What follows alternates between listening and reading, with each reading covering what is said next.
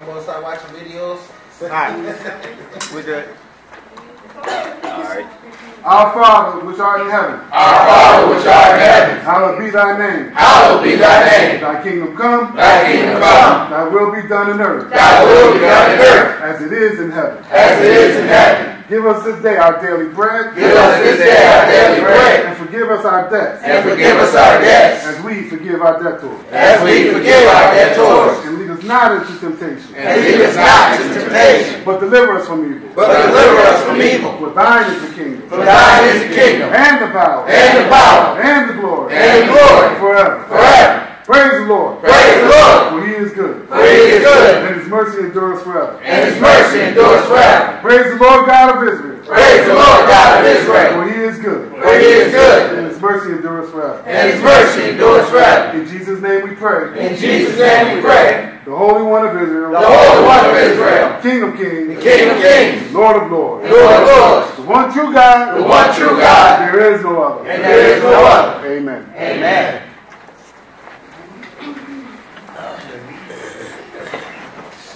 I like to miss that chair. King, y'all. That's me. I like to miss that chair. Thank you. Let me take that other thing real quick, man. It's coming back, man. You want another You gave me two. I only took the one. I might take one for the road, though. I'll get it afterwards. Thank you. It's cool. I'll stick with what I've been taking. But the floor is open, y'all. Nah, it's not open yet. You say you want an hour? Nah, I'll wait. Thank you. But You out the oh, that's right. We ain't got no online thing here, right? Right.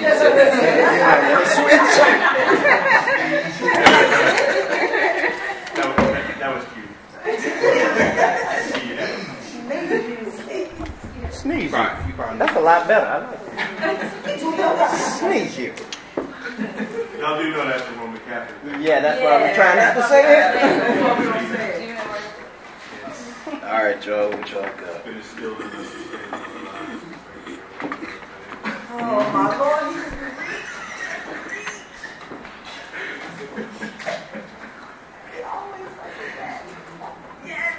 Anybody? Oh, the question is,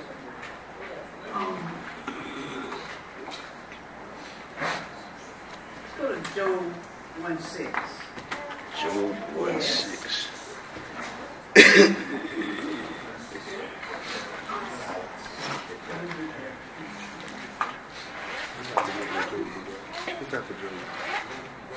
Psalms, I believe.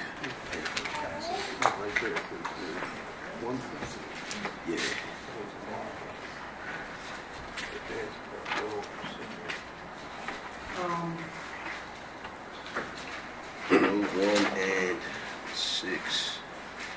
Yeah, it says, I wanted to. Yeah, we'll let him read it. You know where it says, with verse 6, it says, now there was a day when the sons of God came to present themselves before the Lord. Like there was a day, like was there a certain time that God gave them, or was it, or is it saying it's just a regular, like any day? Or, because it sounds like it's saying there was an appointed time. That's the brother who was listening up this morning. And what? Oh, really?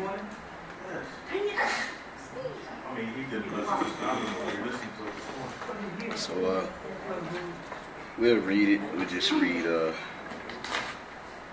6. Just 6?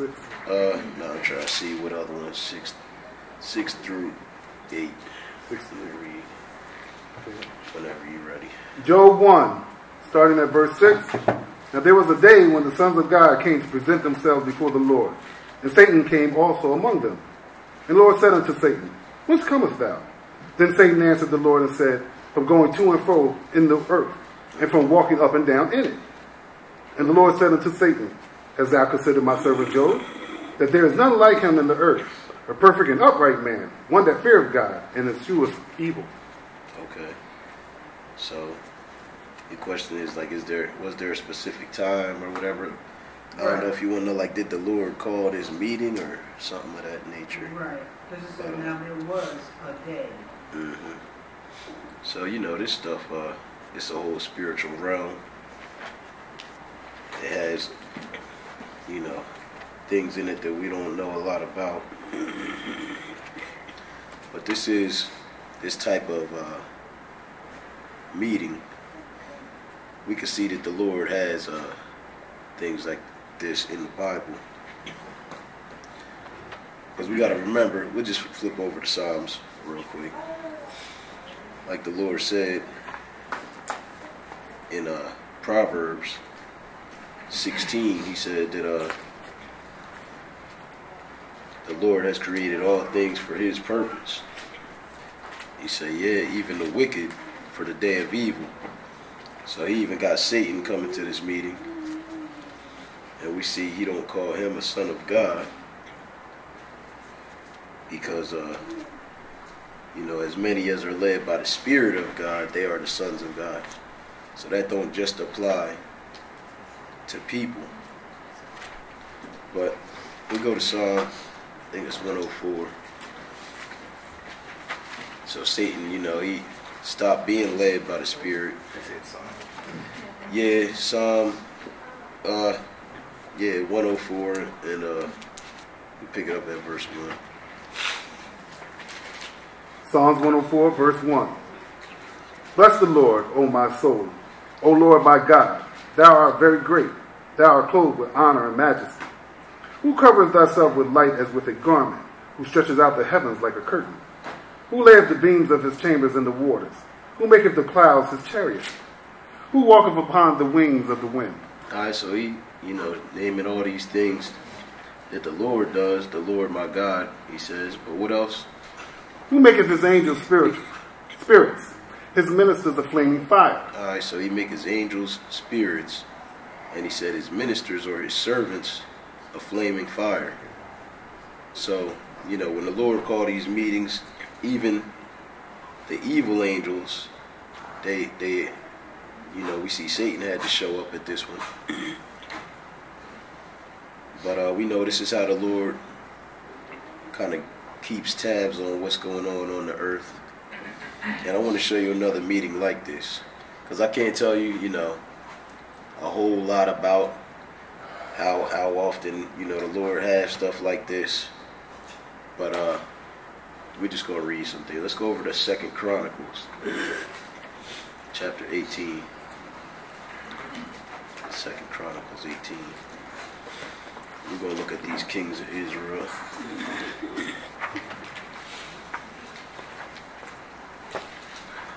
Because one of these kings was righteous. And one of them God had an issue with.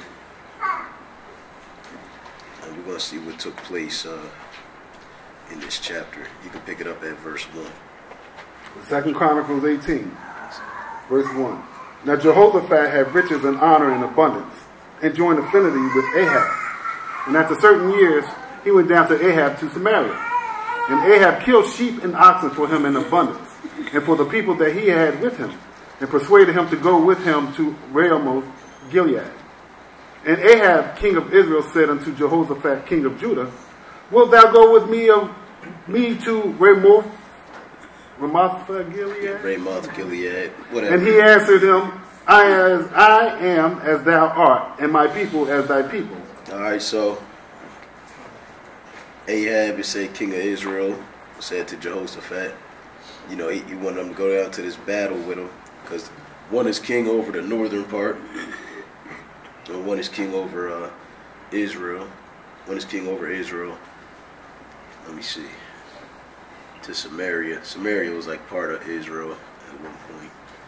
But so he told him he was with him. He said, I am as thou art. But Jehoshaphat wanted to know something first. He wanted to let the Lord weigh in on this, which was wise. Go ahead. And my people as thy people, and we will be with thee in the war. And Jehoshaphat said unto the king of Israel, Inquire, I pray thee, at the word of the Lord today. All right, so Jehoshaphat want to know, you know, what the Lord think of this. And what? Therefore the king of Israel gathered together of prophets 400 men, and said unto them, shall we go to realm of Gilead? Alright, so this man, you know, this king of Israel, Ahab, he got his own prophets. He got 400 of them. So you figure with numbers like that, you shouldn't be able to go wrong. That's a lot of prophets, right? They should have a, you know what I'm saying, a word from the Lord. But go ahead. And they said, No. And they said, go up, for God will deliver it into the king's hand. But Jehoshaphat said, is there not here a prophet of the Lord besides, that we might inquire of him? so even though this man had 400 prophets, Jehoshaphat, he must have knew that they wasn't seeking the same Lord that he served. So he said, hey, y'all ain't got nobody else besides this? And what happened? And the king of Israel said unto Jehoshaphat, there is yet one man by whom we may inquire of the Lord, but I hate him, for he never prophesied good unto me, but always evil. The same is Micaiah, the son of Imlah. And Jehoshaphat said, let not the king say so. Alright, so let's skip that. You can keep reading. This is all. And the king of Israel called for one of his officers and said, fetch quickly Micaiah, the son of Imlah. And the king of Israel and Jehoshaphat, king of Judah, sat either of them on his throne, clothed in their robes, and they sat in a void place at the entering in of the gate of Samaria. And all the prophets prophesied before them. Skip down to 12. And the messenger that went to call Micaiah, Oh, I'm sorry, I'm at 11. and all of the prophets prophesied so, saying, go up realm of Gilead and prosper, for the Lord shall deliver it into the hand of the king. Alright, so all these prophets, in the meanwhile, he going to get the one that he say always prophesied bad of him. And how can a servant of the Lord really say anything good about you if you're doing wickedly? Alright, so while they getting them, all these 400 prophets that Jehoshaphat just know, they not, you know, speaking the word of the Lord. They all told him to go up to Ramoth Gilead, where this guy was going to battle. But go ahead. And the messenger that went to call Micaiah spake to him, saying, behold, the words of the prophets declare good to the king with one accent. Let thy word, therefore, I pray thee, be like one of theirs, and speak thou good. And Micaiah said, as the Lord liveth, even what my God said, that will I speak. Alright, so he said, you know, they tell him, they try to get him to go along with the program. You know, they let him know what all these other 400 prophets are saying. And again, this is why the Bible say that, you know, straight and narrow is the way to lead to life. Few there be to find it. He say many, you know, enter in at the way to go to destruction. It's broad and, you know, he said broad, wide and broad. What did he say? Broad is the way. Narrow. Nah, for destruction and death. Wide. And wide, I thought it was wide. But, so, you know, it's a lot of people entering in that way. And that's why we got 400 to 1. But he said, hey, whatever God tell me to say, that's what I'm going to say. Where you at, 14? Yes. Go ahead. And when he was come to the king said unto him, Micaiah, shall we go to the realm of Gilead to battle, or shall I forbear? And he said, go ye up, and prosper, and they shall be delivered into your hand. And the king said to him, how many times shall I adjure thee that thou say nothing but the truth to me in the name of the Lord? Then he said, I did see all Israel scattered upon the mountains, as sheep that have no shepherd. All right, so who's the shepherd in this instance? The king? There you go. So he letting them know, hey, you're going to die. This is what the Lord telling me. Because all Israel, they wandering after this event take place. They telling you go up and prosper. But he said, I seen all Israel scattered upon the mountains. So remember what we read, you know, these angels they minister in spirits. You know, his ministers is a flame of fire. And he make his angels spirits. And like I quoted in Proverbs, the Lord created all things for his own purpose. So go ahead. And the Lord said, these have no master. Let them return therefore every man to his house in peace. And the king of Israel said to Jehoshaphat, did I not tell thee that he would not prophesy good unto me, but evil? Again he said, therefore hear the words of the Lord. I saw the Lord sitting upon his throne, and all the hosts of heaven standing on his right hand and on his left. And the Lord said, all right, so look, he said again, he said, therefore hear the word of the Lord. He said, I saw the Lord sitting upon his throne, and all the hosts of heaven. So who are these hosts of heaven? Standing on his right hand and on his left. These the angels, right? Yeah. And we see they basically having a meeting about this event with Ahab and Ramoth Gilead. Go ahead. Did you read any of go ahead, wherever you at. Verse 19. And the Lord said, who shall entice Ahab, king of Israel, that he may go up and fall at Ramoth Gilead? And one spake, saying after this manner, and another saying after that manner. Okay, go ahead. Then there came out a spirit, and stood before the Lord, and said, I will entice him. And the Lord said unto him, wherewith? And he said, I will go out, and be a lying spirit in the mouth of all his prophets. And the Lord said, thou shalt entice him, and thou shalt also prevail. Go out, and do even so. So we see they having this meeting about what's going to happen with Ahab, who's going to entice him to go up and fall at this battle. And one of these angels, because they say a lion spirit, and remember he make his angel spirits, we just read, but you know, he on his own accord comes up with this strategy. It ain't like the Lord told him to go lie, but this don't sound like a holy angel, does it? If he plotting to go lie to have his man destroyed, but the Lord said, hey, go ahead, you're going to prevail. Go ahead. Now therefore, behold, the Lord hath put a lying spirit in the mouth of these thy prophets, and the Lord hath spoken evil against thee. Then Zedekiah, the son of Shaniah, came near and smote Micaiah upon the cheek, and said, which way went the spirit of the Lord from me to speak unto thee? All right, so, you know, they hitting my man that told him the word of the Lord. And, you know, you could read the whole thing if you want, but this is pretty much the same type of thing we looking at. The Lord having a meeting with a bunch of these angels, and a lion angel, it said a lion spirit, he was going to be in the mouth of all his prophets, come up with this idea. So it sounds like an evil angel, but he's sitting there before the Lord, helping him put this plan together for Ahab to go and get killed. You know what I'm saying? So, again, they are ministers of fire, they servants, in whatever capacity the Lord is able to use them. So this is a very similar thing to what happened in Job. But he do end up dying. I don't know if you could skip down to verse, yeah, I guess 30.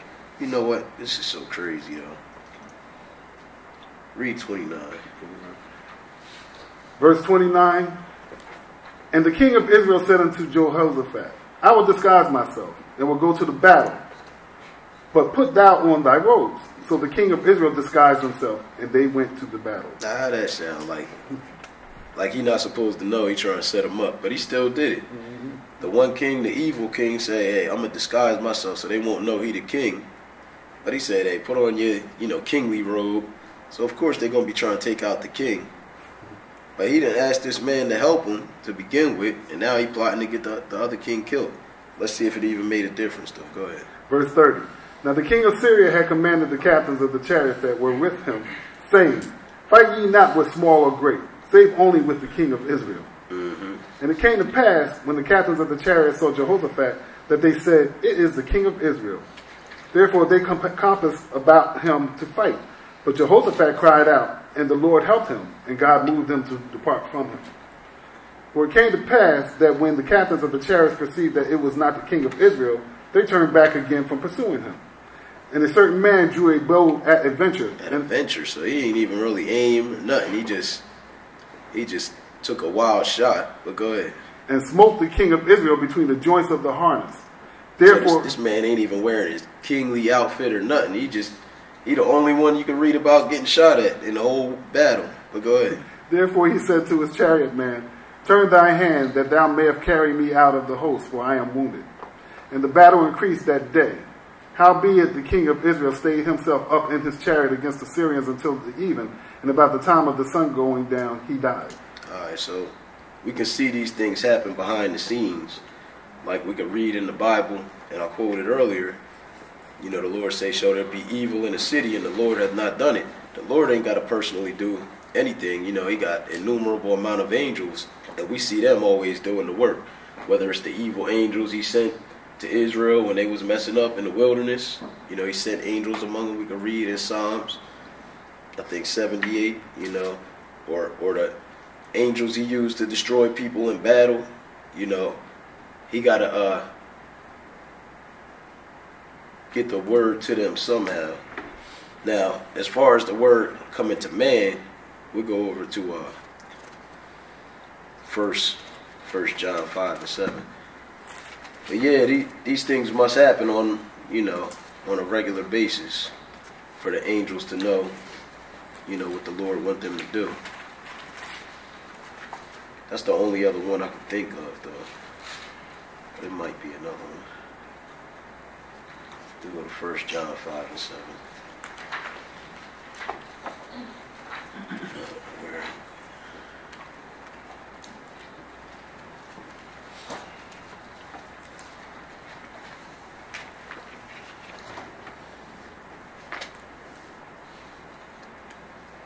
All right, go ahead. 1 John chapter 5, verse 7. For there are three that bear record in heaven, the Father, the Word, the Holy Ghost, and these three are one. And there are three that bear witness in earth, the Spirit and the water and the blood, and these three agree in one. All right, so we know to bear is like to carry this message.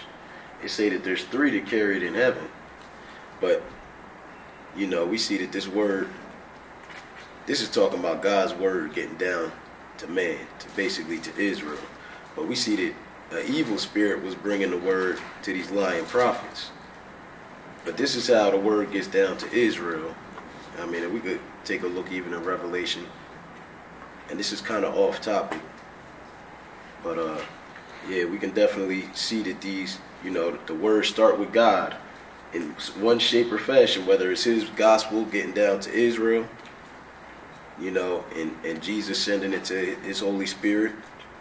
And then the Spirit, like when you read in Revelation, you know, signifying it by his angel, giving it unto his servant John, that then bear record. Or whether we see God having a meeting with all types of spirits coming up with their own ideas and strategies to, you know, fulfill his purpose. But yeah, these type of meetings definitely occur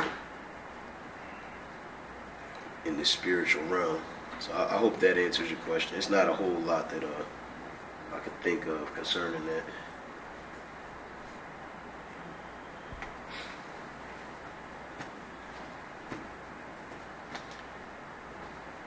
All right, what else y'all got?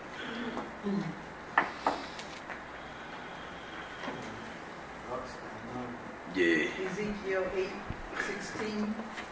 All right.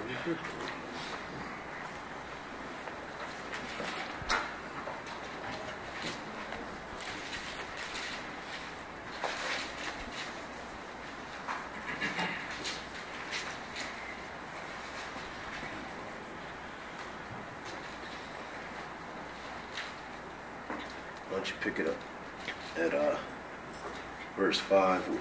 We'll read down a little bit. Ezekiel chapter 8. And she want to know about verse 16. We'll read 16 and then ask your question, even though you told me already. Can they hear her online? Mm-hmm. Okay. Go ahead and read 16. Ezekiel 8:16. And he brought me into the inner court of the Lord's house. And behold, at the door of the temple of the Lord, between the porch and the altar, were about 25 men, with their backs toward the temple of the Lord, and their faces toward the east, and they worshiped the sun toward the east. All right. Sorry about this, y'all. What's your question? So which way are we supposed to face? Because we face towards the east when as the sun coming up. True indeed. So we're going to read up a little higher. So the question is, which way are we supposed to face? The Lord obviously got some issue with these men. Because, you know, if we read down into it, we'll see he said this is a greater abomination than what he was showing Ezekiel before this. So go ahead, pick it up at verse 5. We'll try to skip around a little bit. Ezekiel 8, verse 5. Then said he unto me, Son of man, lift up thine eyes now the way toward the north. So I lifted up mine eyes the way toward the north, And behold, northward at the gate of the altar, this image of jealousy in the entry. He said furthermore unto me, Son of man, seest thou what they do? Even the great abominations that the house of Israel committeth here, that I should go far off from my sanctuary. Return thee yet again, and thou shalt see great abominations. And he brought me to the door of the court. And when I looked, behold, a hole in the wall. Then said he unto me, Son of man, dig now in the wall. And when I had digged in the wall, behold, a door. And he said unto me, Go in, and behold, the wicked abominations that they do here. So I went in and saw. Alright, so obviously the Lord got issue with all the things that's happening with these people. Israel, we see this is also a form of false worship. Go ahead and skip down to verse 13. Verse 13. And he said also unto me, Turn thee yet again, and thou shalt see great abominations that they do. Then he brought me to the door of the gates of the Lord's house, which was toward the north. And behold, there sat women weeping for Tammuz. So if y'all know, Tammuz is from like the Egyptian, they system. Yeah, he I think that's Nimrod's son or whatever. So women weep. It was weeping to him when they was trying to get pregnant. But we see all of this is dealing with some type of idolatry, some type of false worship. So when we get down, go ahead and read down into it. Verse 15. You read 15? Verse 15. Then said he unto me, Hast thou seen this, O son of man? Turn thee yet again, and thou shalt see great abominations than these. Uh-huh. Now we are 16. Go ahead. And he brought me into the inner court of the Lord's house. And, behold, at the door of the temple of the Lord, between the porch and the altar, were about 25 men, with their backs toward the temple of the Lord, and their faces toward the east. And they worshiped the sun toward the east. Alright, so they worshiping the sun, just like they was worshiping Tammuz, just like they was, digging holes in the wall to worship whatever. And, we can read in verse 10, they worshiping creeping things and the beast. And they got all these idols throughout this whole chapter. So they got their back to the temple. That's where the Lord is supposed to be, coming down to commune with his people, from over the mercy seat. They got their back to that. So we're going to go over, first let's go to Deuteronomy 4. Because we're going to see the Lord had it written shortly after he gave Israel his commandments. We know that this stuff is all idolatry. It ain't the direction that we face in that's important with the Lord. This is all based on a prayer, that Solomon had made to God that he heard. We just face the east because of where we are relative to this structure. But we're going to pick it up at Deuteronomy 4.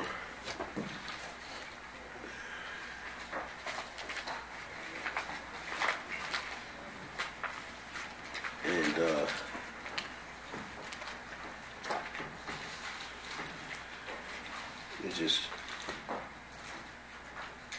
let's try 15. Deuteronomy 4, verse 15. Take ye therefore good heed unto yourselves, for ye saw no manner of similitude on the day that the Lord spake unto you in Horeb out of the midst of the fire.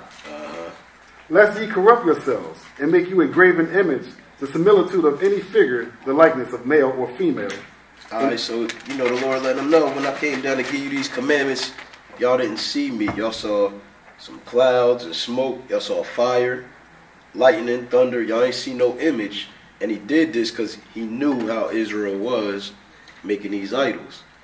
So he said, lest ye corrupt yourselves and make a graven image, the similitude of any figure, the likeness of male or female. Skip down to 19 and go ahead.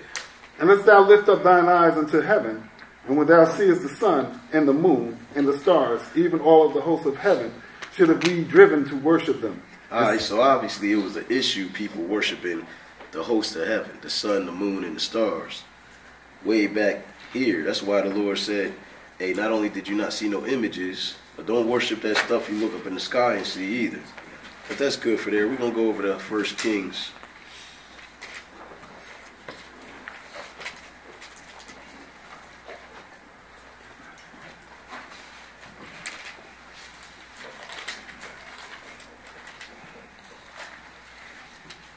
First Kings chapter 8.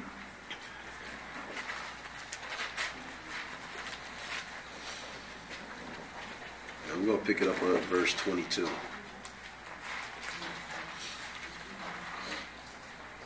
First Kings 8, verse 22. And Solomon stood before the altar of the Lord in the presence of all the congregation of Israel, and spread forth his hands toward heaven.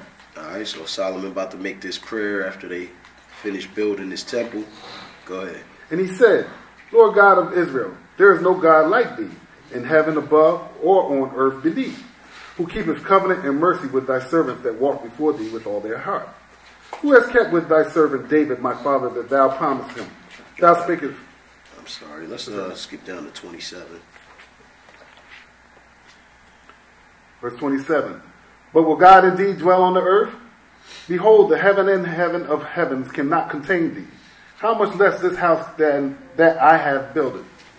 Yet have thou respect unto the prayer of thy servant, and to his supplication, O Lord my God, to hearken unto the cry and to the prayer which thy servant prayeth before thee today.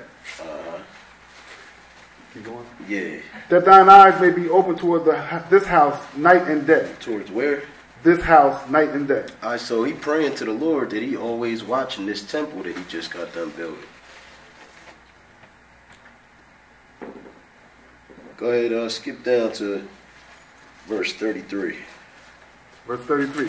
When thy people Israel be smitten down before the enemy, because they have sinned against thee, and shall turn again to thee, and confess thy name, and pray, and make supplication unto thee in this house. So he said, hey, if they in this house, go ahead. Then hear thou in heaven, and forgive the sin of the people Israel, and bring them again unto the land which thou gavest unto their fathers. What else? When heaven is shut up, and there is no rain, because they have sinned against thee, if they pray toward this place. Towards where? This place. So he's talking about the temple. Remember in Ezekiel, they had their backs to the temple. They was praying, worshiping the sun, which he already told Israel, hey, take heed that y'all don't get caught up in this stuff, because y'all ain't see no similitude or anything when I came down to give y'all these commandments. He said, and make sure you don't be driven to worship the sun, the moon, and the stars either. So they had their backs to the temple. That was the issue. We only face east, because where we at from here, the temple is over there to the east. But if they right there at the temple, they supposed to be facing the temple. No matter where they at. If they on the north of it, they supposed to be facing south. And it ain't like the Lord can't hear you wherever you at. But we going to see that the Lord heard Solomon's prayer on this thing. So go ahead. If they pray toward this place and confess thy name, and turn from their sin when thou afflictest them, then hear thou in heaven, and forgive the sin of thy servants, and of thy people Israel, that thou teach them the good way wherein they should walk, and give rain upon thy land, which thou hast given to the people for an inheritance.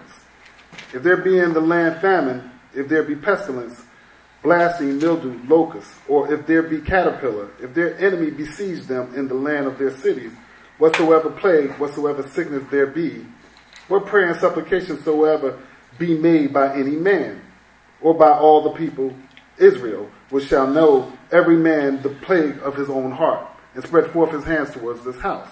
So again, it's all about facing this house. This was the prayer Solomon was making, and this is why we face the east. That's what we facing. It ain't that we facing the the sun, because if we was in Africa, we'd be facing a different direction. We I guess be facing like northeast, but we facing the temple. So people in Africa that's worshiping the sun, they gonna be facing the sun, facing east still. But we will be facing wherever the temple is, and that's the the difference. But go ahead, you can skip down to 41. Verse 41. Moreover, concerning a stranger that is not of thy people Israel, but cometh out of a far country for thy name's sake, for they shall hear of thy great name, and of thy strong hand, and of thy stretched out arm, when he shall come and pray towards this house. All right, so he said, hey, even the strangers, if they come and pray toward this house, because they're going to hear your great name, then what? Hear thou in heaven thy dwelling place, and do according to all that the stranger calleth to thee for, that all people of the earth may know thy name, to fear thee, and as do the people Israel, and that they may know that this house which I have built is called by thy name. All right, skip down to 46. Like I said, you're skipping too far. If they sin against thee, for there is no man that sinneth not, and thou be angry with them, and deliver thee to the enemy, so that they carry them away captives unto the land of the enemy, far or near. So it sounds familiar because this was already written back in Deuteronomy, and the Lord had already told them that it was going to get caught up and shipped all over the world. Because he even say in Deuteronomy 4, hey, even when all this tribulation has come upon you and all the nations that y'all at in the latter day. So he already knew this was going to happen to Israel. So Solomon's saying that even if they get carried away captive in the land of their enemy, far or near, go ahead. Yet if they shall bethink themselves in the land whither they were carried captives, and repent, and make supplication to thee in the land of them that carried them captives, saying, we have sinned, and have done perversely, we have committed wickedness. And so return unto thee with all their heart, and with all their soul, in the land of their enemies, which led them away captive, and pray unto thee toward their land, which thou gavest unto their fathers, the city which thou hast chosen, and the house which I have built for thy name. Then hear thou their prayer and their supplication in heaven, thy dwelling place, and maintain these cause. All right, so this Their is cause. what happened to us, right? We over here in some country, you know what I mean, where we came to as slaves on ships, and the Lord, you know, this was Solomon's prayer that, hey, if we bethink ourselves and turn and pray toward that land and the city and the house, that he would hear it. Skip over to chapter 9 and pick it up at verse 1. Chapter 9, verse 1. And it came to pass, when Solomon had finished the building of the house of the Lord, and the king's house, and all of Solomon's desire which he was pleased to do, that the Lord appeared to Solomon the second time, as he appeared unto him at Gibeon. And the Lord said unto him, I have heard thy prayer and thy supplication, that thou hast made before me. I have hallowed this house. So he made this place holy. Go ahead. Which thou hast built to put my name there forever.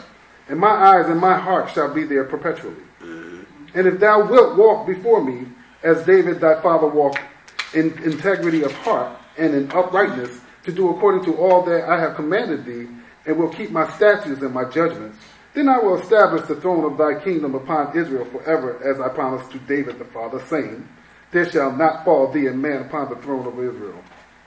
But if ye shall at all turn from following me, ye or your children, and will not keep my commandments and my statutes, will I have set before you, but go and serve other gods and worship them, then will I cut off Israel out of the land which I have given them. And this house which I have hallowed for my name will I cast out of my sight, and Israel shall be a proverb and a byword among all people. All right, so notice what he said, though. That if they didn't listen, yeah, he said he was going. What verse was that? Let me see, 7. I said before you, then I will cut off Israel out of the land. And this house, he said, which I hallowed for my name, he said, I'm going to cast out of my sight. So Israel, we know they got the curses.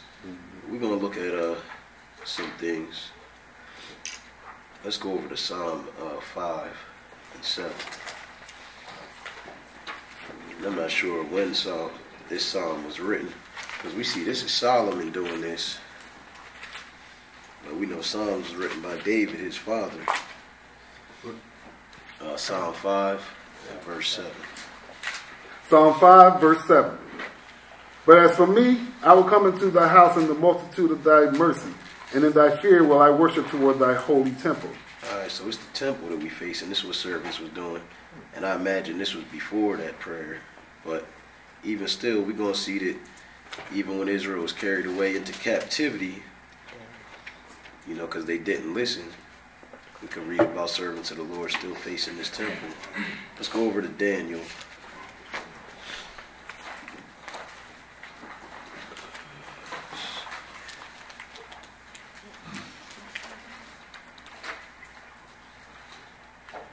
Chapter 6.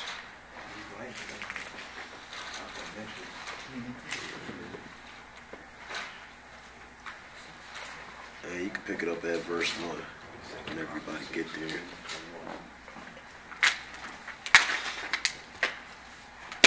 Daniel 6, verse 1. It pleased Darius to set over the kingdom 120 princes, which should be over the whole kingdom. All right, so we see, hey, this is what God said. If Israel didn't listen, he was going to cast them out of his sight. And the temple that he built and the land, he was going to take them out of the land, he said. And his house, which he hallowed for his name. So at this time, the Medes is ruling. Either the Medes or the Persians. This Darius, I think, was a Median. But, so obviously Israel got kicked out. They didn't listen. But we're going to see, was Daniel still facing the temple? Go ahead. And over these 3 presidents, of whom Daniel was first, that the princes might give accounts unto them, and the king should have no damage. Then this Daniel was preferred above the presidents and princes, because an excellent spirit was in him. And the king thought to set over the whole realm. All right, so, Daniel above all these people, even though he was just a captive, but skip down to 5 and go ahead. Then said these men, we shall not find any occasion against this Daniel, except we find it against him concerning the law of his God. All right, so they was trying to trip Daniel up with the Lord somehow. Go ahead. Then these presidents and princes assembled together to the king and said unto him, King Darius, live forever. All the presidents of the kingdom, the governors and the princes, the counselors and the captains have consulted together to establish a royal statute and to make a firm decree that whosoever shall ask a petition of any god or man for 30 days, save us thee, O king, he shall be cast into the den of lions. So y'all get it. They got this, they try to trick the king because the king had favored Daniel into signing this petition without really considering it. That whoever, pray to anybody except the king for 30 days going to be thrown in the den of lions. Go ahead, verse 8. Now, king, establish the decree and sign the writing, that it be not changed according to the law of the Medes and Persians, which altereth not. Wherefore King Darius signed the writing and the decree. Now when Daniel knew that the writing was signed, he went into his house, and his windows being open in his chamber towards Jerusalem. Toward where? Jerusalem. Now why are you doing this if they're in captivity? Obviously the Lord still, he's still honoring this thing. Because Daniel, we know he had all type of revelations from the Lord. You know what I mean? Things that come all the way down to our day and past it. But go ahead. He kneeled upon his knees 3 times a day and prayed and gave thanks before his God as he did aforetime. All right, let's go over to John, the 4th chapter, and this should be it.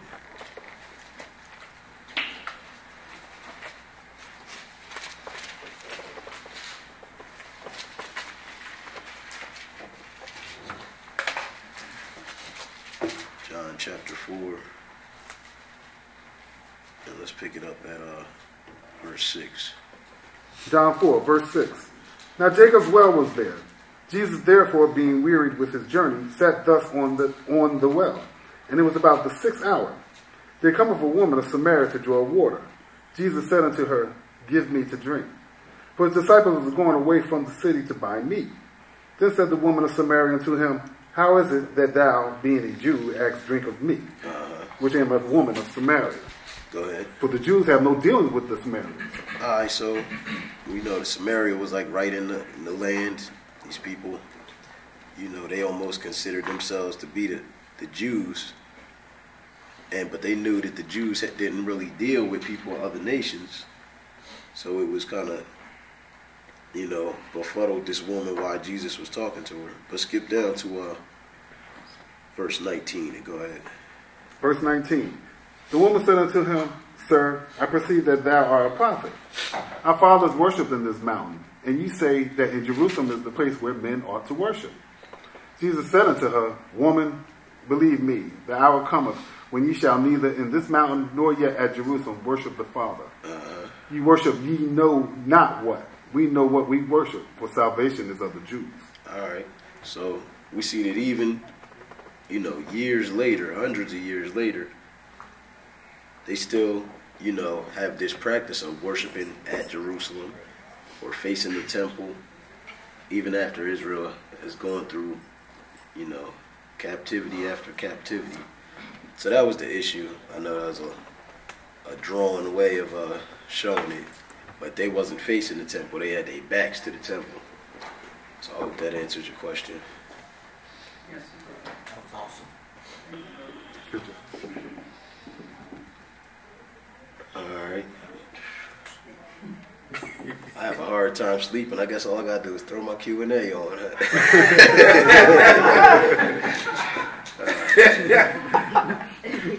What else y'all got?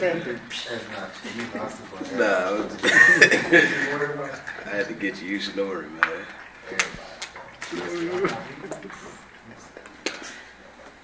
Alright. Anybody else? Yeah, I guess so. Thought somebody was out there cutting a tree down, didn't they? Oh, for real? Chronicles, 2 Chronicles 6:20-21 would tie into that also, wouldn't it? Yeah, that's like the same prayer, I think. It's in both books. Is that like the same prayer? Yeah, I think, yeah, the same. Yeah. Yo. Alright, y'all got anything else? Did you want to read it? I think it's like almost identical. I was trying to decide which place to go to. I was just making sure I was comprehending it correctly when I was trying to figure it out. That's all. Yeah. And then, even in another place, I can't think exactly where it's at. I know in Isaiah 1, he say, he gonna cast them out of his sight. And when I thought about it, I was like, well, because he said his eyes gonna always be on that land, even before they got there. Check this out. Let me go to Deuteronomy real quick. I have to search this one. I think it's like in the early chapters, maybe 3 or 4. But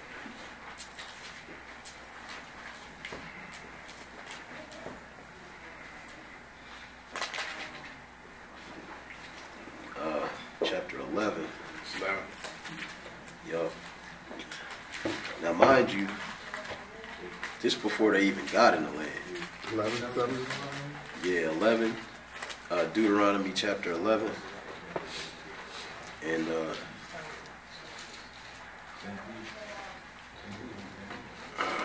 see. We'll just get to the point. I think it's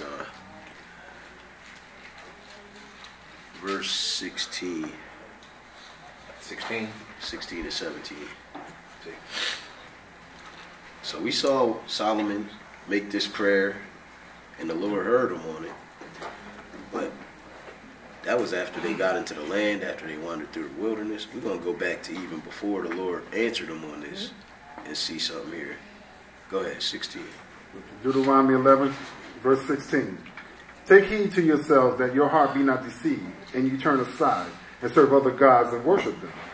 And then the Lord's wrath be kindled against you, and he shut up the heaven, that there be no rain, and that the land yield not her fruit, unless ye perish quickly from off the good land which the Lord giveth you. I'm tripping. That ain't it. It's verse 12. Verse 12. Yeah. Pick it up at 11 and 12. Sorry about that. Start at verse 10. Verse 10. For the land whither thou goest in to possess it is not as the land of Egypt, from whence ye came out, where thou sowest thy seed and watereth it with thy foot as a garden of herbs. But the land whither you go to possess it, it is a land of hills and valleys, and drinketh water of the rain of heaven. A land which the Lord thy God careth for. The eyes of the Lord thy God are always upon it, from the beginning of the year even unto the end of the year. So even before Solomon made this prayer, Moses had it written that the Lord's eyes was always upon this land. And that's why Israel wasn't going to be in there sinning. You know what I'm saying? When you read in Isaiah, I think it's 1, verses like 15 to 16, he like, I'm going to cast y'all out of my sight. Because he said his eyes was always there. You know what I'm saying? Even before they got in the land, it was actually called Jerusalem. Like you can find that written in text of other nations. Like the Egyptians had some ancient texts, like I think 500 BC, or right before that, was it 1500 BC?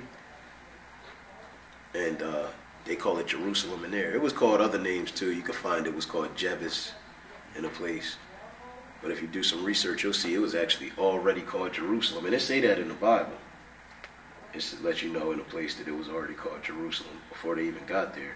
So, you know, the Lord already had that place named. But, just figured I'll show y'all that. Anything else? I got some, but if you want to do that first, it's cool. I ain't got nothing else. Oh, you ain't got nothing? I thought you were going to show that. Oh, the Isaiah? Oh, you said Jebus, or was you going to go to? I'm not exactly sure where it say. King of Salem. I know, I kind of know where that is. Oh, where's it at? It's where they were just coming into the land. They was knocking off all the kings of the Amorites. Let me see. Is that it? Well, I saw the Salem there to let you know Melchizedek was the king of Salem. But here it is. I got it. Joshua 10. Yeah. Okay. Joshua 10. Yeah, Joshua 10. Thanks, Joshua. Yeah, right. Did Joe go? Thank you. Okay. Cakes. Come on, man. They're doing something else. Sorry, y'all. Running through these napkins. Got nothing to do with that. Yeah, I hope he did. That's TDJ? Yeah. For real? I'm about to start beating on the wall. I don't even think they hear us. Go over there and give him some words. Correct. Clear that room Clear in that 5 room. seconds.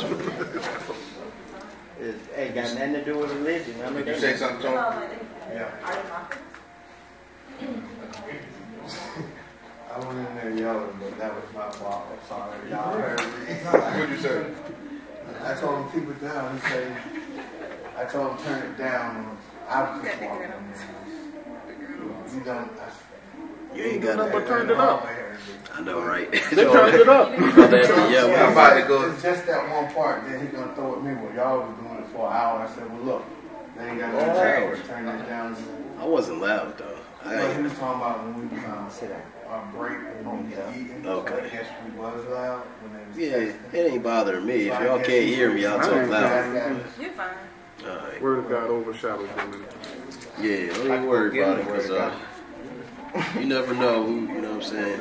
There's about 8 people. They probably just hear it one day anyway. TDJs might stop talking on there and wind up saying something. But I did apologize for that. We did make no money. We apologized for that. You ain't had to throw nothing at them, thank the Lord. But see, I went in there nasty. I had to apologize for that. Alright. We over Joshua 10. And pick it up at verse 1. Verse 1. Yes, sir. Joshua 10, verse 1.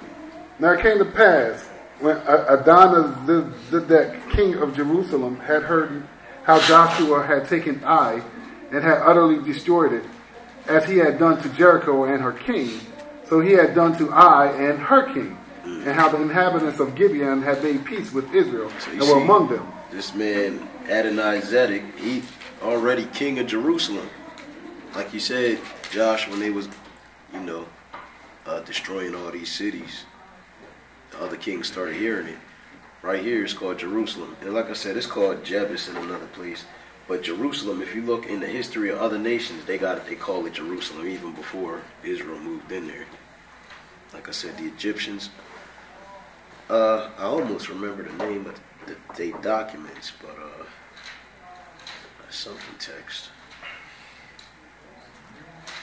Yeah, I can't remember it right now. I know it's in a book I got it on. But it was way before Israel got there. It was even before the Exodus out of Egypt. It was like 300 years before that. But that's it.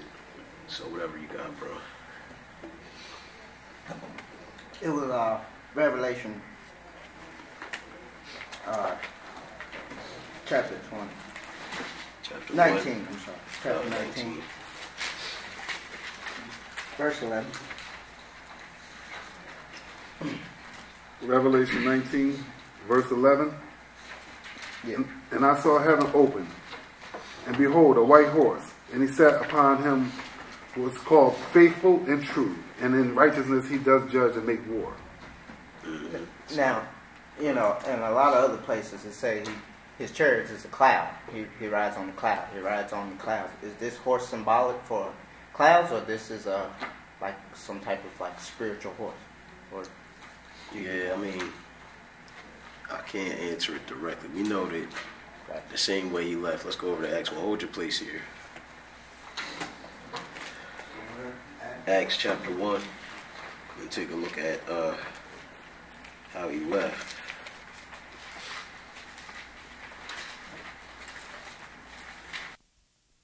You can pick it up at verse 1. Acts 1, verse 1. The former treaties have I made, O Theophilus, of all that Jesus began both to do and teach, until the day in which he was taken up. After that, he, through the Holy Ghost, had given commandments unto the apostles whom he had chosen. Okay, so we dealing with right before the Lord is taken up, Paul giving us a quick summary of these 40 days he spent hanging out with the apostles before he was taken up. But go ahead. To whom also he showed himself alive after his passion by many infallible proofs, being seen of them 40 days, and speaking of the things pertaining to the kingdom of God. And being assembled together with them, commanded them that they should not depart from Jerusalem, but wait for the promise of the Father, which said he, Ye have heard of me. For John truly baptized with water, but ye shall be baptized with the Holy Ghost, not many days hence. When they therefore were come together, they asked of him, saying, Lord, wilt thou at this time restore again the kingdom of Israel? And he said unto them, It is not for you to know the times or the seasons, which the Father hath put in his own power. But ye shall receive power after that the Holy Ghost is come upon you. And you shall be witnesses unto me both in Jerusalem and in all Judea and in Samaria and unto the uttermost part of the earth. Okay, so we see he gave him a different directive now, because before in Acts 10 he told him not to go into the way of the Samaritans or enter into any of the cities of the Gentiles. But here he said they could go into Samaria and be his witnesses unto the uttermost part of the earth. And he told them to stay at Jerusalem. So this is where they was at. And we're going to get a more specific location. Go ahead. And when he had spoken these things, while they beheld, he was taken up, and the cloud received him out of their sight. And while they looked steadfastly toward heaven as he went up, behold, 2 men stood by them in white apparel, which also said, Ye men of Galilee, why stand ye gazing up into heaven? The same Jesus, which is taken up from you into heaven, shall so come in like manner as ye have seen. Okay, go ahead and read the next verse. Then returned they unto Jerusalem from the mount called Olivet. All right, so from the Mount of Olives, they're watching them, they say a cloud received them out of their sight. These 2 men, they angels, they let them know, hey, y'all gazing up into the sky for the same Jesus. He going to come back in like manner. And then they leave off from the Mount of Olives. So we see he went up with a cloud. They say he going to come back in like manner. Let's go over to Daniel chapter 7.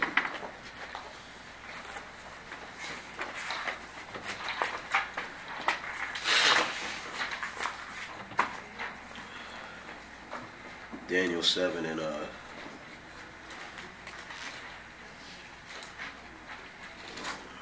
pick it up at verse 1. Daniel 7, verse 1. In the first year of Belshazzar, king of Babylon, Daniel had a dream and vision of his head upon his bed.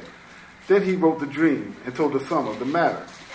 Oh yeah, you good. Daniel spake and said, I saw in my vision by night, and behold, the 4 winds of the heavens strove upon the great sea. All right, so Daniel had his vision. You know, he ended up finding out what it's about. Let's skip down to verse 8. So, you know, it's about the nations that was going to arise out of the earth and basically run it for a while. Verse 8, I considered the horns, and behold, there came among them another little horn, before whom there were 3 of the first horns plucked up by the roots. And behold, in this horn were eyes like the eyes of man, and a mouth speaking great things. So it's the one, you know, that Jesus say, when you see this abomination of desolation spoken of by Daniel the prophet, whosoever readeth, let him understand. It's him talking about him in one of his dreams, but keep reading. I beheld till the thrones were cast down, and the Ancient of Days did sit, whose garment was white as snow, and the hair of his head like the pure wool. His throne was like the fiery flame, and his wheels as burning fire. All right, let's skip down to verse 13 and go ahead. Verse 13.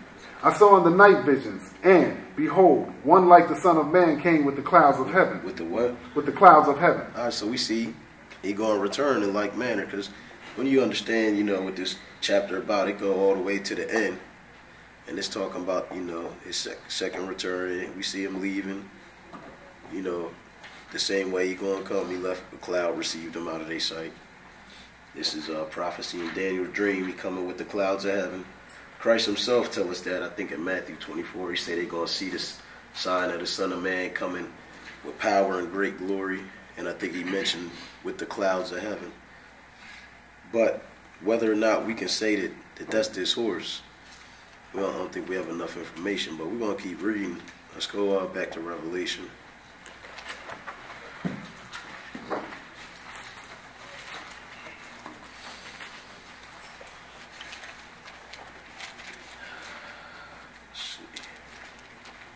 Revelation, it must be chapter 6.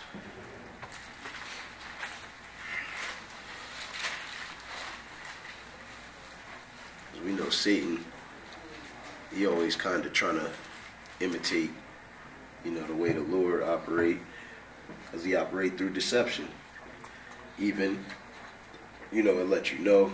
Look at the man that, you know, they say that this beast get his power, his seat, and great authority from the dragon in Revelation. And we know it's talking about Satan giving this power to people who act like they godly. So it's no wonder that, you know, just like Paul say, you know, if Satan is transformed as an angel of light, it's no mystery if his ministers also be transformed as the ministers of righteousness. So he always kind of trying to copy what God does. And we're going to see an example of that here at Revelation chapter 6. You can pick it up at verse 1. Revelation 6, verse 1. And I saw when the Lamb opened one of the seals, and I heard, as it were the noise of thunder, one of the four beasts saying, Come and see. And I saw, and behold, a white horse, and he that sat on him had a bow, and a crown was given unto him. And he went forth conquering and to conquer. So we dealing with this time, you know, this is basically tribulation kicking off. And it's going to start with, you know, this nation basically conquering, because they're going to have the ability to control buying and selling worldwide. So he represent this act that's going to take place with a white horse. And we're going to find out that here he's going to represent angels. But go ahead. And when he had opened the second seal, I heard the second beast say, Come and see.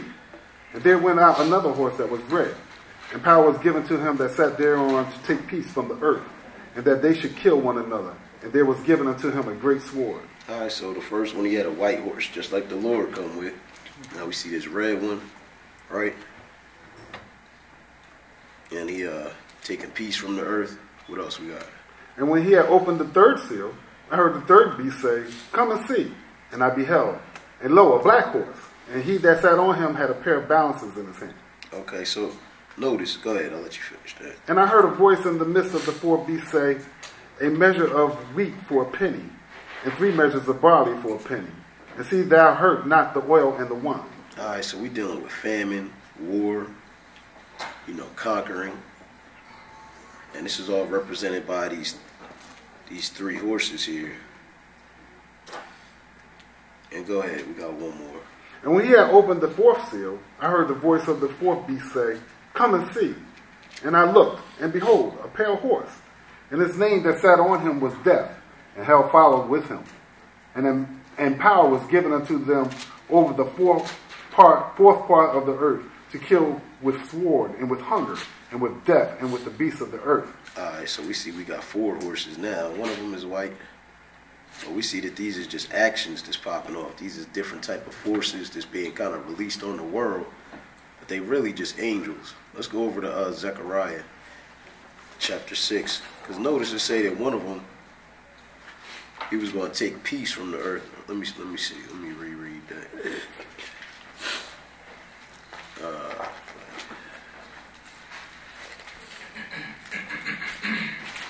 That was verse 3. Okay, 3. Well, that says, come and see. Okay, yeah, verse 4. And there went out another horse that was red, and power was given and set to him that sat thereon. So there's people sitting on these horses too.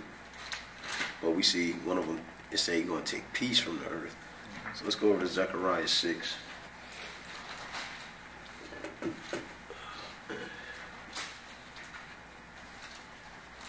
Pick it up at verse 1. We'll look at a similar example. Zechariah 6, verse 1. And I turned and lifted up mine eyes and looked, and behold, there came 4 chariots out from between 2 mountains. And the mountains were mountains of brass. In the first chariot were red horses, and in the second chariot black horses, and in the third chariot white horses, and in the fourth chariot grizzled and bay horses. Alright, so it looked like we got 4 different colored horses here. And what are they doing? Then I answered and said unto the angel that talked with me, What are these, my Lord? And the angel answered and said unto me, These are the 4 spirits of the heavens, which go forth from standing before the Lord of all the earth. Alright, so we see these represented by horses too. And they actually spirits, which we read earlier. He maketh his angels spirits, and his ministers a flame of fire. So they walk to and fro through the earth. And what are they doing? The black horses which are therein go forth into the north country, and the white go forth after them, and the grizzled go forth toward the south country. And the bay went forth, and sought to go that they might walk to and fro through the earth. And he said, Get you hence, walk to and fro through the earth. So they walked to and fro through the earth. Then cried he upon me, and spake unto me, saying, Behold, these that go toward the north country have quieted my spirit in the north country. So he said that these ones that go toward the north, they have quieted my spirit in the north country. What he's saying is that basically they are keeping the peace. And we see that these horses over in Revelation, they stirring things up at a certain time. But these here, they spirits, these are angels here in Zechariah. And you know, you can read about it being some angels this, you know, they unloosed in the river Euphrates, you know, 4 angels, and they Holding back the 4 winds of heaven, something like that. Well, you know, those is nations. Them 4 winds of heaven represent nations. But we dealing with, you know, angels, basically, who have different jobs. Some of them is to keep the peace up until a certain point, you know what I'm saying? And then we know that when it kick off, the Lord going to have angels that he going to unloose to do damage. Just say 4 of them particularly, they was prepared for an hour and a day and a month to destroy a third part of man. You know what I'm saying? And they going to get unloosed, 4 of them in the river Euphrates. So we going back just to show that, you know, Christ was riding on this horse. We see that Satan, you know, or we have these other angels, they're like evil angels. They kicking off during tribulation time. You know what I'm saying? These are the forces behind the abomination, the desolation, his power. That's why the first one he conquered. Then we got famine, because we know he's going to have to control over the food, you know what I'm saying, who can buy and sell. So now we go back and see that they even call them spirits in Zechariah. So, you know what I'm saying, it's hard to say that that's like a real horse, because we see examples of that being angels. We do see that he left with the clouds, he's coming with the clouds, you know, but I can't say that it's the clouds for sure. But I don't think that it's an actual horse, you know what I'm saying, like a spiritual horse. I just don't know what it represents. We know that he coming with some forces though. You know, the Lord is going to be coming with angels. We can read in Thessalonians. You know what I'm saying? Or even in Revelations, reading on down. True indeed. Everybody else is coming with them are on white horses as well. True indeed. So what exactly they are, I can't say. But we can see that, you know, these aren't actual horses in other places in the Bible. And, you know, this is around the same time what we read in Revelation, because the Lord come immediately after the tribulation of those days. So hopefully that brings some understanding. I know sometimes it don't be a straight up answer. Yeah. But that's the best I got right now. That was good. Very good.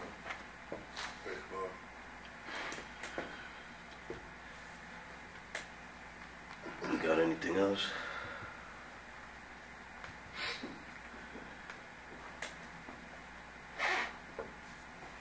No? I got a question. If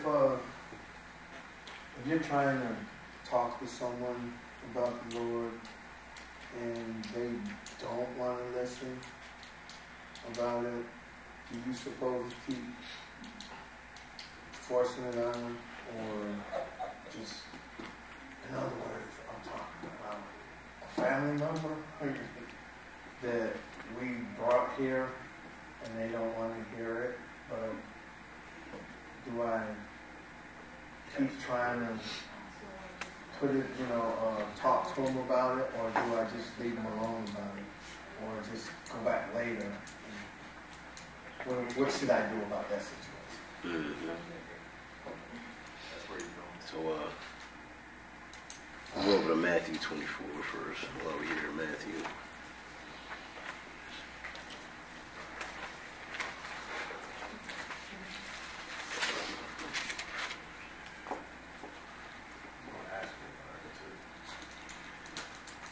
You said Matthew what? 24. And we'll just pick it up, verse 14. Matthew 24, verse 14. And this gospel of the kingdom shall be preached in all the world for a witness unto all nations, and then shall the end come. Alright, so we see, this that chapter telling us everything that's going to happen down to the coming of the Lord. And he say that this gospel of the kingdom is going to be preached in all nations for what? A witness. Where you at? I can't see it. A witness unto all nations, and then shall the end come. So this word, mind you, Christ said when you bringing this word to somebody, if they reject it, he said they're not rejecting you, you know what I'm saying? They rejecting, he said in one place they rejected me, but he said in another place, if somebody reject him, that it ain't him that's going to judge them, it's the word. So the more a kind of a person hear, the more they required to do. So, Christ ain't never kind of forced the word on nobody. Even, we can think about like Psalm 1, he say, we'll read it, we'll go over to Psalm 1. Let's get to the point though, we'll go to Titus 3 first.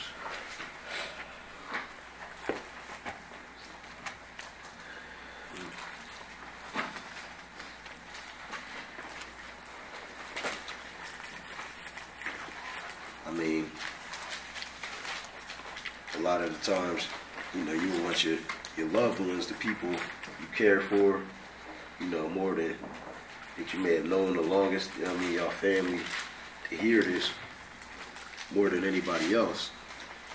But you gotta remember who it is really to draw them.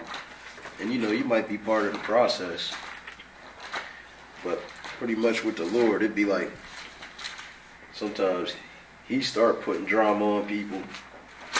You know what I'm saying? After you start dealing with them, they start going through some changes, and then they'll reconsider, or they'll start seeking God. Like he said, in their affliction, they seek him early. Talking about Israel. In another place, he say something like we have been in trouble, Lord. Something like they poured out a blessing in when you put them in trouble. So people like that, when they start going through stuff, then they start wanting to know why is all this happening. I've seen that happen personally after I start telling somebody about the word, they might not really want to hear it. If the Lord, drawing them, It's not uncommon. But Titus 3.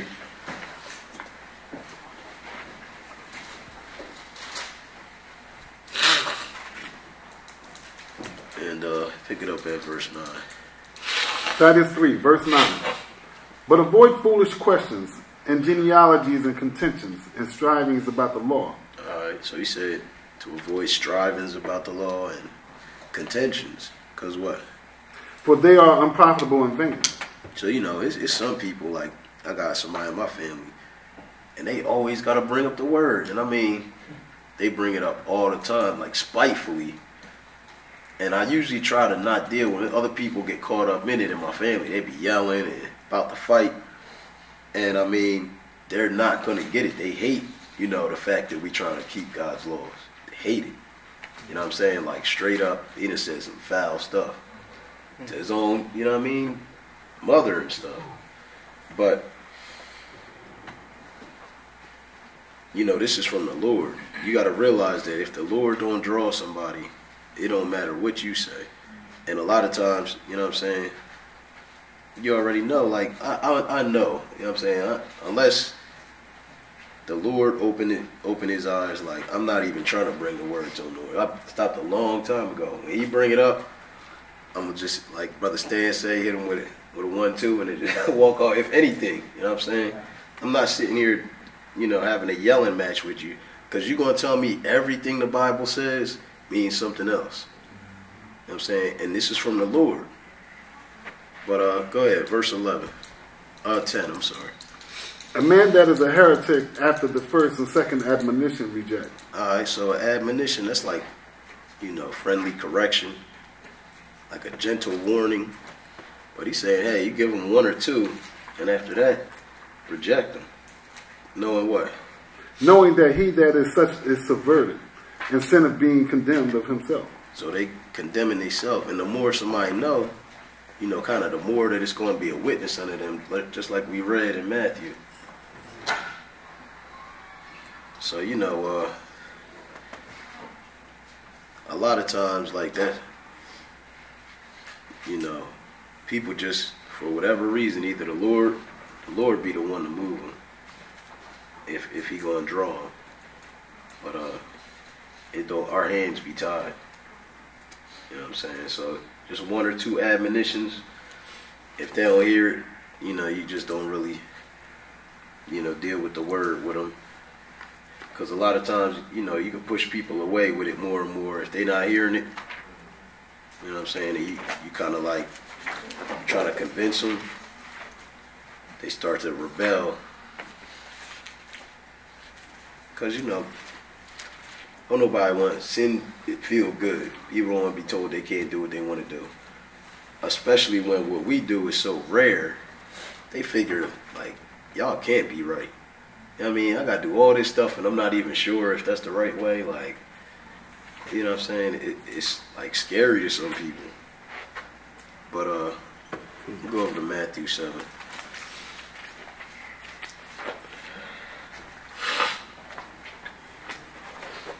Yeah, just pray about it. You know who bring the increase anyway. You know, one person water, you know, somebody sow. God bring the increase.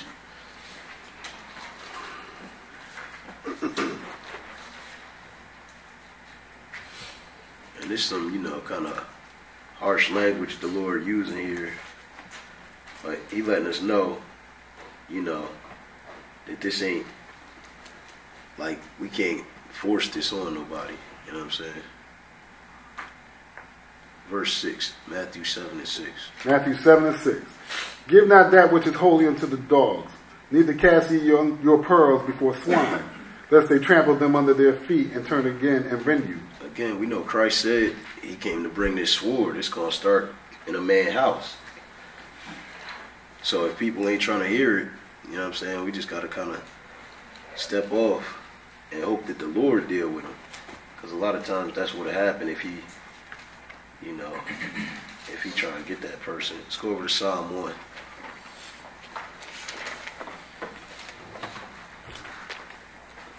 Pick it up at verse 1.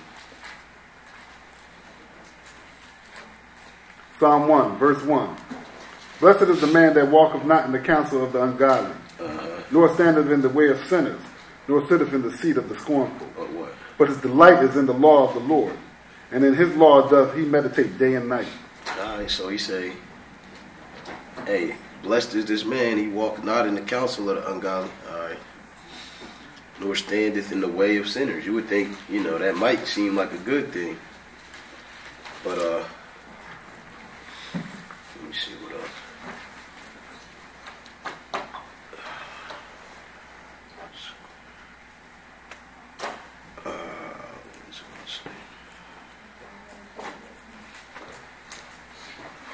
But yeah, just, a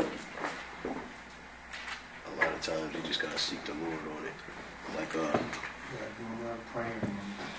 yeah, let me show you something else while we're here. Go to Job. I think it's...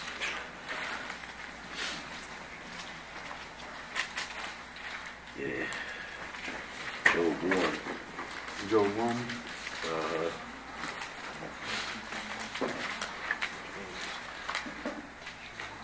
Pick it up at verse 5. Job, chapter 1, verse 5. And it was so, when the days of their feasting were gone about, that Job sent and sanctified them, and rose up early in the morning, and offered burnt offerings according to the number of them all. For Job said, it may be that my sons have sinned, and cursed God in their hearts. Thus did Job continually. Alright, so we see Job was actually, he was like making sacrifices for his children just in case their heart wasn't right with the Lord. You know what I'm saying? But this kind of, we just get a glimpse into the mindset of a man that the Bible called perfect and upright. It's all good. It's all love, brother. It's all love. If it was that good, I don't talk. So, let me see.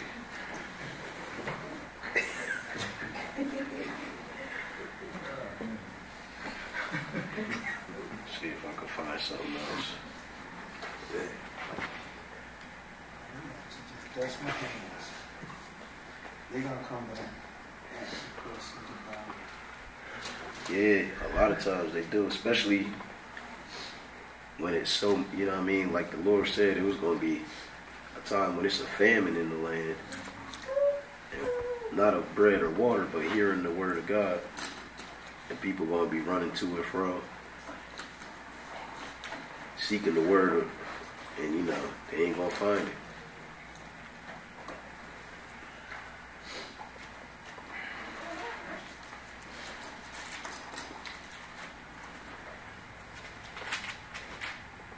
Yeah, but that's about it. I mean, there's some other scripture I could read, but that's the gist of it. Too. Don't bring it up no more. I don't know where it was.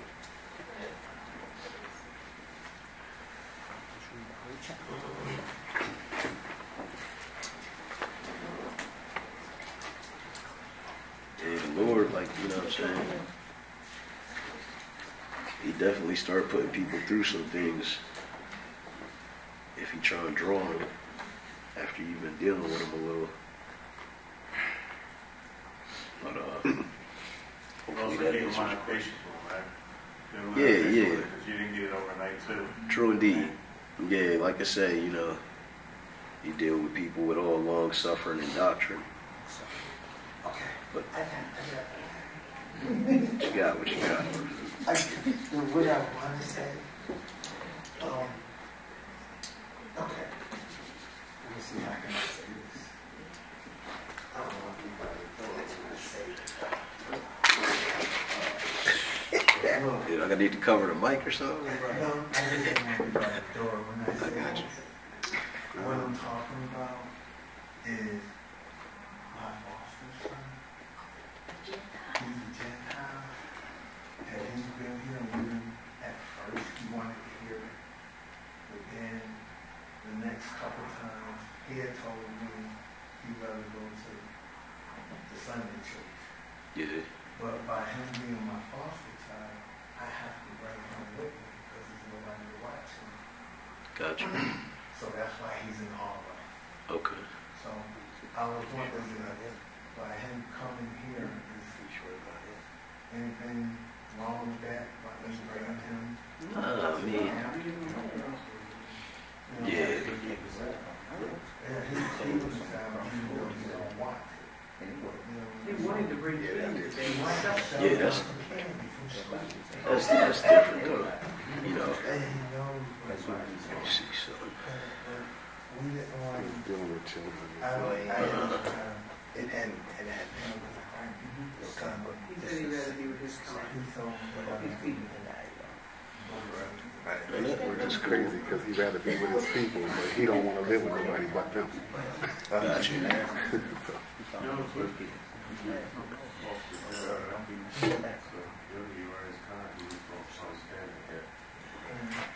And some of this stuff, I mean, it can be kind of weighty issues, you know what I mean? It might be over a young person's head, you know. Yeah, that's what I figured. It might take them longer to realize that this ain't, you know, my opinion. This ain't just something I believe because I want to be something, you know what I'm saying? This is just what the Bible say. And, you know, it say faith come by hearing. So, you know, if he and you know, you his caregiver or whatever, that's different. He's staying in your house. You know what I'm saying? Let's go over to Deuteronomy 10. He's only a year older than you. Okay. It can be hard.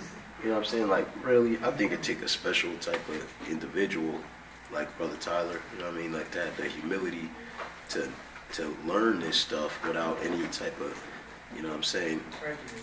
Yeah, not only that, you think we get, you know what I mean, some flack from the world. Imagine what they go through to be sitting in here. You know what I mean? Like Brother Tyler, you know, his parents is like a Edomite, you know, and a Catholic. Wow. So, you know what I'm saying? Like when you telling them, you know what I'm saying? Because the Catholics, they claim descent from Peter. You know what I mean? They say he was the first pope.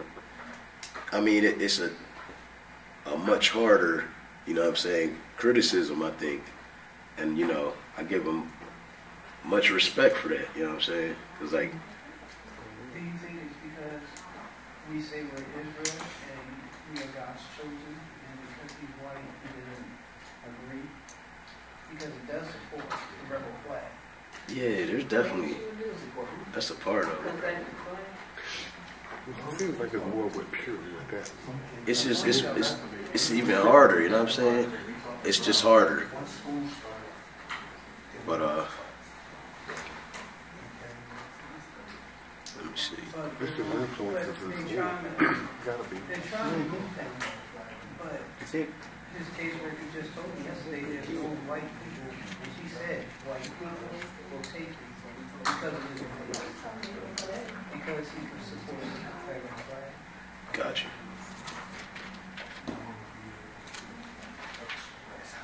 Well,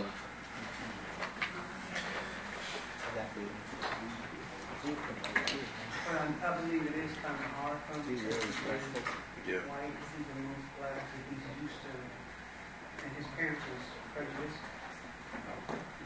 But How old? he's 16, he's 17, in January. Yeah, just that age group. I don't think we even have maybe one person that's in that age bracket. It's hard, you know what I'm saying? He's mad, he's 17 now. Yeah, January, he's mad. But you know, just you know, you do it with wisdom. You understand that he'll probably be, you know, he'll be 18 in a year, and you don't want to, you know, build any type of like resentment towards our beliefs. But I mean, that ain't to say that you know, obviously y'all have the rule over the house. You know what I'm saying? Like, ain't like people could just bring, you know, whatever they want to eat or whatever up in your house. Now, and that's another thing. He says he won't care. He won't eat pork. He wants to do everything contrary to his Yeah. He wants to. So there's no. But I I feel like today I was having a little problem. Brother James was telling me, things are going to work out. And I got to give Brother James props for that.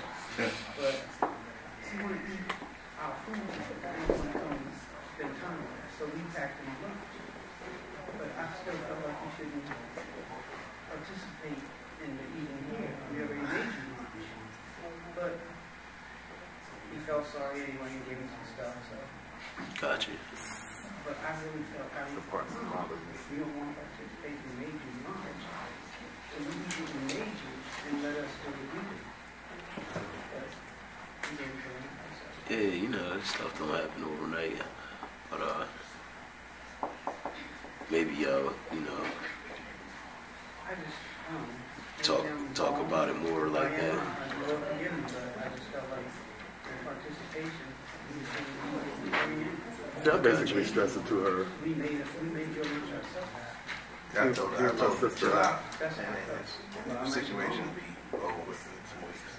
Am I Yeah. wrong? I can repent. Ain't no need in putting no fire on it. Am I wrong for feeling like that? So I can repent. My only thing is, if he's doing whatever he wants in your house and you're the house and you lead in the house, then what you stand for and what you go for is what he should be standing for. If he's out here and he can't be at home, nobody's there to watch him, then yeah, he should be here. There's a lot of things that should not be that he want to do. Oh well, it's what you want. What you need is something different. True. He don't want to be. He don't want to follow what you are doing, but at the same time, he wants to live with you. So you can't have your cake and eat it too. Nah. So Even that's before the I, thing. you know, we wasn't even in the truth, you know, like till recently. But like I can remember occasions where, you know what I'm saying, like I couldn't just do whatever, like not go to church or something at a certain, you know what I'm saying? Yeah. And now understanding, you know, the severity of God, you know what I'm saying, it definitely, I don't have any children, you know what I'm saying? It might be like brothers that you should talk to have a little more experience with that. But I mean, knowing how the Lord is, you know what I'm saying, like, yeah, it's, you know, you were him, like we read earlier, you know what I'm saying, like, he don't hate, we know what he mean by it, but he said, hey, children, father, mother, anybody, you know what I'm saying, and forsake all that and be my disciple, they're not worthy. So, you know, that's exactly what he was talking about. You know, who you riding with, basically. He said he wasn't going to do nothing. He got straight ass from high school. So which basically said he's under their rule. Yeah, I mean, like I said, it's your house. You know what I'm saying? Like, That's your house. in the Bible, you know what I'm saying? Like a woman in the Bible, as long as she was under her father, you know, living in his house, you know, he had the ability to you know, nullify her vows. You know what I'm saying? If she got married and was living, you know, in her husband's house, and it's a little off topic, but it show who's responsible when, you know, somebody in your house. You know what I'm saying? They say, like, as long as it specifically says she's living in her father's house, you know what I mean, and she make a vow unto the Lord, you know, he could, you know, if he held his peace, the vow stand. If he say something about it, you know what I'm saying, he could relinquish her vow because she living in his house. So it's what you say to go, you know, even with the Lord in the vow, as serious as that is. But,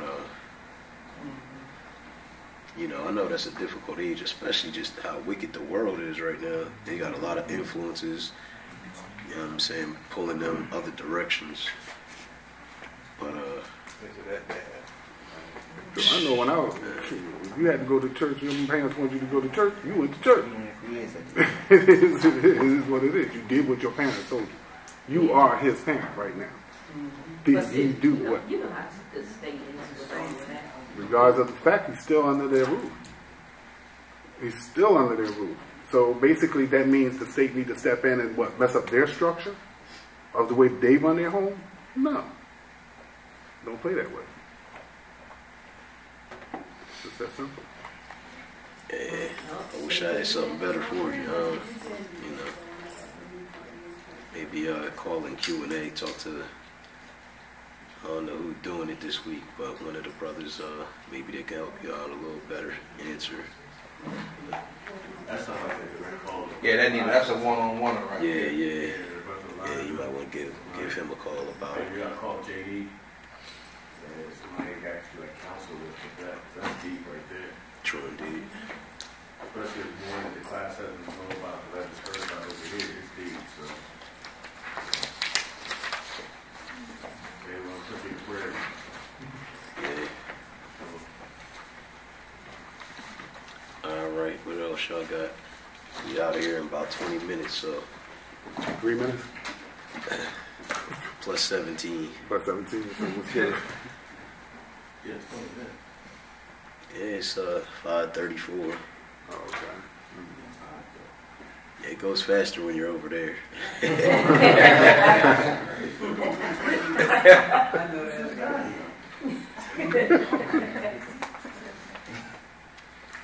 Y'all got anything else?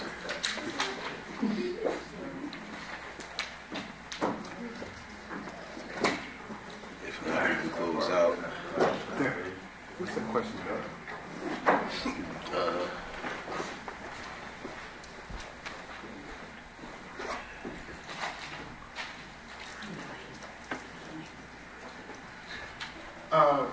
One good question. Just one question I just had.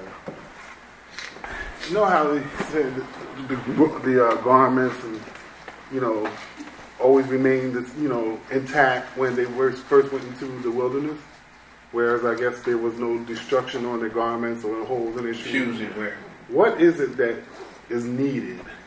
Is there anything we need when it's time to flee?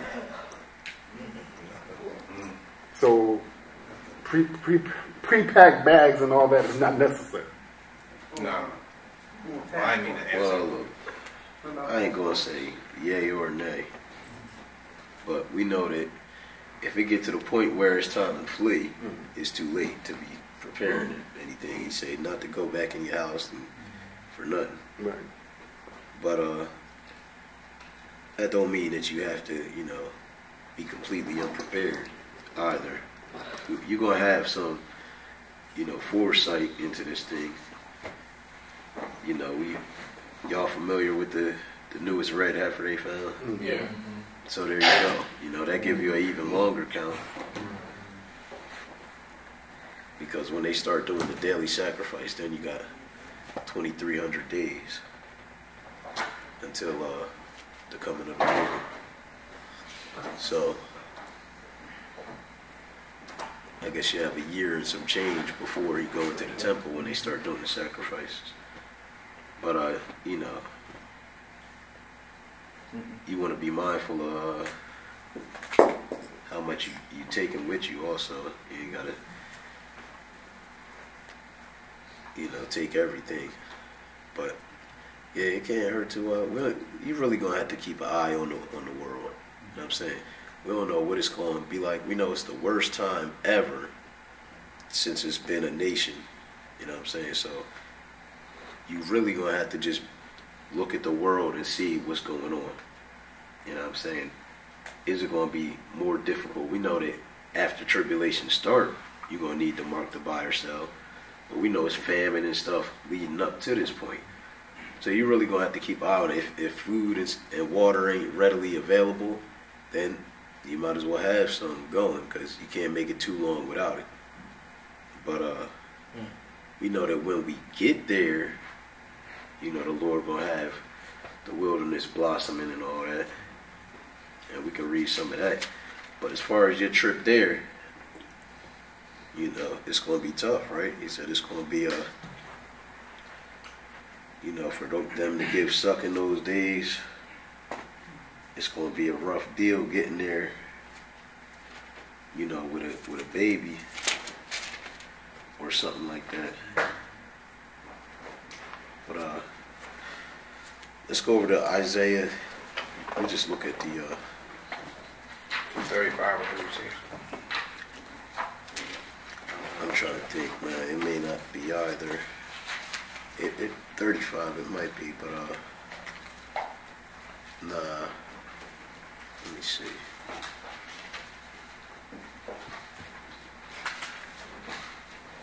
It might be 35. I thought it was. 37.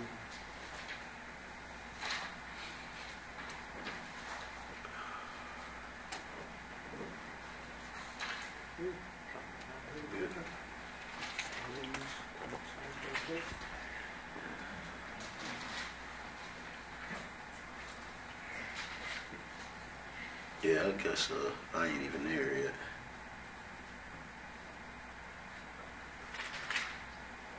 But it might be 35. 35 is where he's letting the lame run and the deaf hear and Yeah, I'm looking for the wilderness with blossom. I don't know if is that what you was looking Yeah, yeah, we read 35 and 1. Go ahead. I'm sorry. Okay, 35 and 1. The wilderness and the solitary place shall be glad for them, and the desert shall rejoice and blossom as the rose. It shall blossom abundantly, and rejoice even with joy and singing. The glory of Lebanon shall be given unto it. The excellency of Carmel and Sharon, they shall see the glory of the Lord, and the excellency of our God. All right, so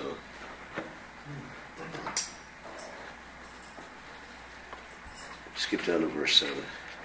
Verse 7. And the parched ground shall become a pool, and the thirsty land springs of water. And the habitation of dragons where each lay shall be grass with reeds and rushes. All right, let's go over to Revelation 12. He's saying exactly the type of things I'm looking for. But we know how the Lord did it the first time when he brought Israel out. He told them, you know, to have his Passover ready. You know what I'm saying? Not to bake their cakes with bread. You know what I'm saying? Because they was going to be eaten in haste. And I'm not sure, I have to reread it, if it mentions that they took food with them. But I know the Passover they had to eat that night, the actual lamb.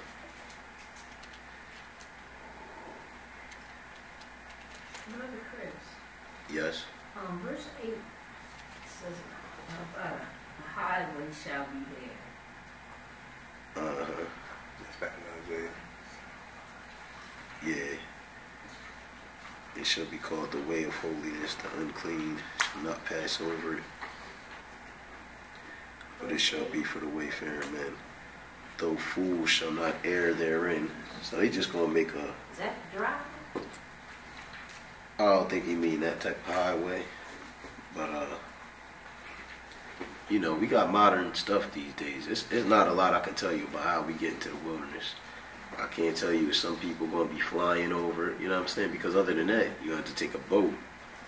So, you know, it ain't no land connected to the Middle East that we can just, you know, stay on to get over there.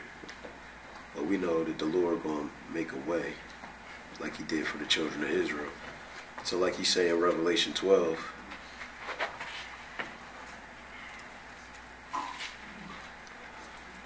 you know, So if you don't have, let's say, a passport, we might not need it.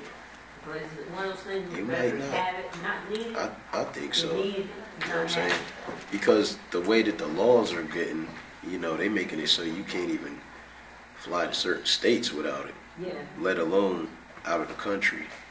And the U.S. passport is good all over the world. You know what I'm saying? Every country doesn't have that advantage. I got a friend from Mexico. He just, you know what I'm saying, became a citizen over here after about 20 years of being over here. And, like, their credentials ain't good to travel all over the world. You know what I'm saying? Because I know, like, Oh, for in real? North Carolina, beginning October of 2020, the 1st of October, you have to have a, Real ID. yeah, Put the star on it. Mm-hmm. real ID. That's if you don't have a passport.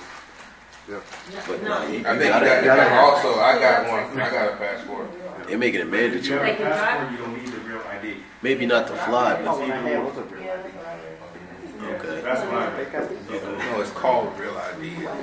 But you know, You just got it. as it gets closer, I believe that has some tracking capability and stuff. They're going to know where, you know what I'm saying? They Yeah, keep, that's so funny. That's right. the walls is closing in, so It's your I would Another way to definitely track get it. it. Yeah, I would definitely get it. You know, I've been meaning to get one for some time now. I just got to get around to doing it. that little star. But again, If you don't have, if you ain't got it, you know what I'm saying? Like, it ain't like the Lord hand is shortened or something like that. You know, if somebody been serving the Lord, I can't say they ain't going to be able to have a way over there. Because even the second wave, people going to be bringing Israel over. And Israel ain't even going to want to go. To let you know he going to be sending people of other nations. They just going to be grabbing Israel like, you coming with us. So, you know, the Lord able to make a way. Just like he told them, you know, back when he brought them out of Egypt, he said, hey, you seen how I bear you on eagle's wings and brought you unto myself. Well, let's go to Revelation 12 real quick. Because he used that same terminology here, talk about the future. And pick it up at verse 1, Revelation 12. Revelation 12, verse 1. There appeared a great wonder in heaven, and a woman clothed with the sun, and the moon under her feet, and upon her head a crown of 12 stars. And she being with child cried, travailing in birth and pain to be delivered. Alright, so we know this is the church, this is children of Israel, descendants. Let's skip down to verse 6. And the woman fled into the wilderness, where she had a place prepared of God, that they would feed her there 1,260 days. Alright, let's skip down to verse 13. And when the dragon saw that he was cast up unto the earth, he persecuted the woman which bore forth the man-child. And to the woman were given 2 wings of a great eagle, that she might fly into the wilderness, into her place, where she is nourished for a time, and times, and a half a time, from the face of the serpent. So this is the same time frame, but we see that Satan, the dragon, was actually persecuting the woman during this time. And she fled there. She gets some help from the Lord. Go ahead and read 15. But we notice he used the same language. He gave him, like he said in Exodus, I bear you on eagle's wings. He said to the woman were given 2 wings of a great eagle. But go ahead, 15. 15. And the serpent cast out of his mouth water as a flood after the woman. So we know what that water was when they left out of Egypt, right? What was that water that was Pharaoh and his army. Exactly. It was a bunch of people chasing after him. So, you know, the Lord don't change. He show us stuff how he did it in the past, how it's going to be in the future. But we know it's going to be like on a world scale, global scale in the future. But go ahead, the serpent cast out water. And the serpent cast out of his mouth water as flood after the woman, that he might cause her to be carried away of the flood. And what happened? And the earth helped the woman. The earth is going to help the woman. And what? And the earth opened her mouth and swallowed up the flood which the dragon cast out of his mouth. So very similar, you know what I mean? The Lord He's going to be working some miracles to help Israel to get over there into the wilderness. But what they going to be and, you know, what you're going to need, like you say, better to have it and not need it. I pretty much, you know, I agree with that strategy. Because it ain't going to hurt to have one just in case. You know what I'm saying? But, you know, ain't no telling how the Lord going to help his people to get over there. But if I get over there and I got a passport, you know what I mean, it ain't hurt me at all. It's not. Even if I didn't need it, I had to come out of pocket $100 or something, but whatever. So hopefully that answers your question. There ain't a lot I could think of. But if nothing else, we're going to get ready to close out.